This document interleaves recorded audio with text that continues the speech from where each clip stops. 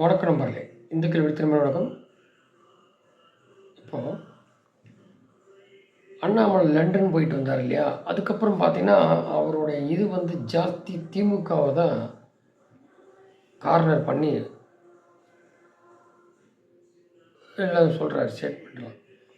இதுக்கு பின்னாடி ஒரு இது இருக்குது. என்னென்னா, இப்போது ஏடிஎம்கே முடிஞ்சு போச்சு. அதில் 80 இடத்துல மேலே லிஃப்ட் ஆகி வந்தாங்க. போன லாக்சபாக்கு அப்புறம் பாஜக அது கான்சன்ட்ரேட் பண்ண போகிறாங்க. அது தனி.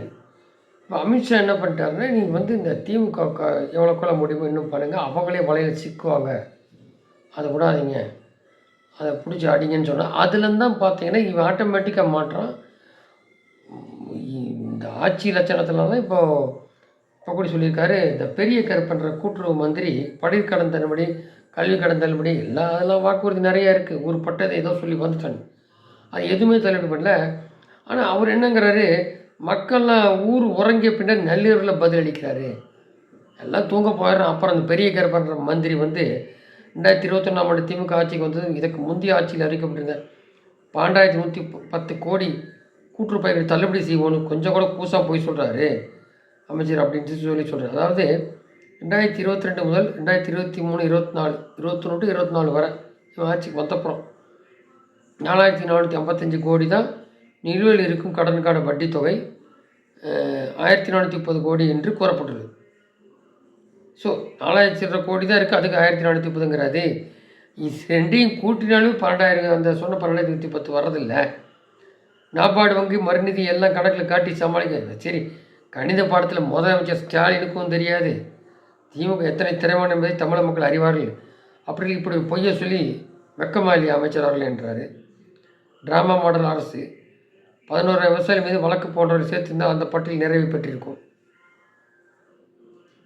அதனால் கல்வி கடன், பயிர் கடன், எந்த கடனும் சிறிய அளவில் தள்ளுபடி செய்து மக்களை ஏமாத்துகிற அரசு. அது மட்டும் இல்லை, ஆசிரியர்களை இப்போ ஓனாயாக மாறிட்டான். இந்த பெண்களை கற்பழிக்கிறது அது இதெல்லாம். அப்புறம் இந்த அண்ணா யூனிவர்சிட்டி இருக்குது, அது மேட்சர், இதெல்லாம் போய் திருப்பரங்குன்றம் இருக்குது, லட்டு மாதிரி கொடுக்குறான். அப்படியே கொண்டு திமுக எதைத்தான் அமித்ஷா சொன்னார், பேசாமல் இருக்க, வருவானுங்க சிக்குவோம், பிடிச்சி வாங்கி விட்டுரு. அதான் சொல்லிட்டார்ல, நீ முருக பக்தர்லாம் சொன்னேன்னா உங்களை என்ன பண்ண முடியும் தெரியும் அப்படின்னு. இன்னைக்கு மந்திரியாக இருப்பேன், நாளைக்கு இல்லாமல் போக போகிறேன், எப்படிலாம் அதுக்கு ஒன்றா தெரியும்னு சொல்லிட்டார் இல்லையா? அதுதான். ஸோ இன்னும் ஒரு வருஷம் இதுதான் பண்ண போகிறாங்க. இதெல்லாம் போக அரசு ஊழியர்கள் அதிருப்தி இருக்கான். உன்னை எதிர்கட்சியாக வச்சமும் கரிசனம் காட்டுறேன், நீ எதிர்கட்சியாக போய்க்குன்னு சொல்லிட்டாங்க அவங்களே. அப்புறம் குழு அமைச்சா குழுவெல்லாம் வேண்டாம், அதெல்லாம் சும்மா நத்த மாதிரி ஊறும், அது கூட பரவாயில்ல, நத்த அதோட மோசமான ஆட்சி, அதனால் முடிஞ்சால் பண்ண இல்லாட்டி பார்த்துக்குறோம் அப்படின்னா அது மாதிரி என்ன அர்த்தம்? அவ்வளோதான். அரசு ஊழியர் கணிதமான தெரியும் உங்களுக்கு, ஏற்கனவே சொல்லியிருந்தோம். பார்த்தோம். அப்புறம் சத்துணவு அமைப்புகளை ஏதோ சொல்லியிருந்தாங்க, அமைப்பு சத்துணவு வேலை பார்க்குற மகளிருக்கெல்லாம் எல்லாம் ஒன்றும் இல்லை. எந்த வாக்குறுதி சிம்பிள், 1000 ரூபாயே அரைக்குறை, யாருக்கும் சரியாக தரல. அப்புறம் என்ன பெரிய 90% நிறைவேற்றிட்டு அதில் ஒரு பொய். இவங்க போய் 10வது மந்திரினா அவரும் போய் சொல்கிறாரு. அப்படி தெளிவாகல. அது மகளிர் எங்கேயோ பார்த்து அந்த போஸ்டருக்கு அந்த கிளவி செருப்பை தூக்கி கல்லை தூக்கி அடிக்குது, அவங்க அந்த தேடிட்டு இருக்கா திராவிட மாடலு. அப்புறம் ஒன்றொன்னா அப்படியே எக்ஸ்போஸ் ஆகும். அதுதான் அவருடைய இது. அதாவது இப்போ டெல்லியில் வர போகிறாங்க, அது அப்புறம் 29 மக்களவை மாநிலங்களாம் இந்த மாதிரி இப்போ கொஞ்சம் சீட்டு கம்மியாக போச்சு, 2 பேர் ஒட்டு கொடுத்துருக்காங்க இல்லையா? இது மாறணும்னா 29 இங்கேருந்து 20-25 எம்பிக்கு மேலே வரணும். அப்போ எம்எல்ஏ இருந்தால் தான் லோக்சபா ராஜ்யசபாவுக்கு அதெல்லாம் இப்போ டெல்லியில் வந்துடுவாங்க, நாளைக்கு ரிசல்ட் வருது. அதுக்கேற்ற மாதிரி இங்கேயும் 26 வரும்போது பண்ணிட்டாங்கன்னா பீகார் ஆட்டோமேட்டிக்காக வரும் இந்த வருஷம் கடைசியில். அப்புறம் இங்கே Calcutta, West Bengal next year தமிழ்நாடோட வரும். அப்போது அது அவங்களுக்கு செகண்ட் பொசிஷன் இருக்காங்க. அது இப்போ தமிழகத்தில் மேக்ஸிமம் பண்ணிட்டா உங்களுக்கு பார்லிமெண்ட்டில் வரும்போது இதாகும். அதனால அது இப்போத்துலேருந்தே அப்போ 2 திராவிடத்தையும் ஒழிக்கணும். இதில் ஒன்று ஒழிஞ்சு போச்சு, ஒன்று ஆட்டோமேட்டிக்காக தான் தானே அழிஞ்சிடும் அடிச்சுட்டு. ஏன்னா அவங்க உள்ளுக்குள்ளேயே குழப்பம் இருக்குது, நிறையா கட்சிகள் வெளில போவோம். அப்போது நீங்கள் எக்ஸோஸ் பண்ணாலே ஆட்டோமேட்டிக்காக காலத்துலேருந்து ஓடிடுவான். அது சும்மா சொல்லி பீலாம் விடுறதான் 200 வரும் அது இதுன்னு. அப்போ இங்கே கூட்டணி ஆட்சி பாஜக தலைமையில் வரும்.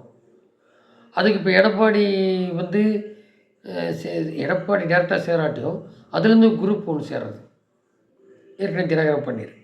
இப்போ தென் மாவட்டங்களில் எல்லாம் மக்கள்லாம் தத்தளித்தப்போ இறந்தெல்லாம் போனப்போ அந்த மழைநீர் வலுவாக வந்து இவர் போய் சமோசாக்களோட டெல்லி கூட்டணி போனார். உங்களுக்குலாம் தெரியும்.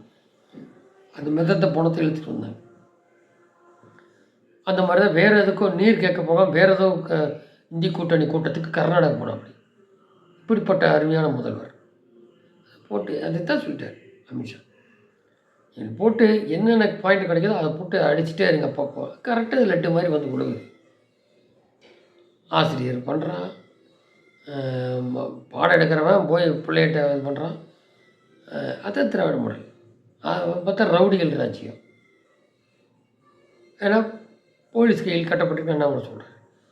அதுதான் அது மொத்தத்தில் பார்த்தா திராவிட ஆட்களை அவங்க ஆட்களை காப்பாற்றுறதே நேரம் தெரியாது. அந்த மாதிரி வம்பு எடுக்கிறேன். இன்னும் வேங்க வயல் கண்டுபிடிக்கல. இப்போ சொன்ன மேலே கேஸு பட்டியல் இடத்துல. அதனால் எல்லாம் வெளில வரும். இவரும் அது நிறைய இன்னும் வரும். அது நாளைக்கு இதோட பெரிய பிரச்சனை வரும் அண்ணாமலையே சொல்கிறார் இல்லையா, அர்த்தம் அப்படித்தான் இருக்குது. ஸோ அதுதான் அமித்ஷா போட்டு கொடுத்தது இது இன்றைக்கு இப்போதைக்கு. அப்புறம் அதுக்கேற்ற மாதிரி சில கூட்டணியை சேரும். ஸோ திராவிடத்தை அறவே ஒழிக்கணும், அதுக்கு தான் பிளான் போட்டிருக்காங்க. அதான் அண்ணாமலை செயல்படுறாரு. பார்ப்போம். நன்றி.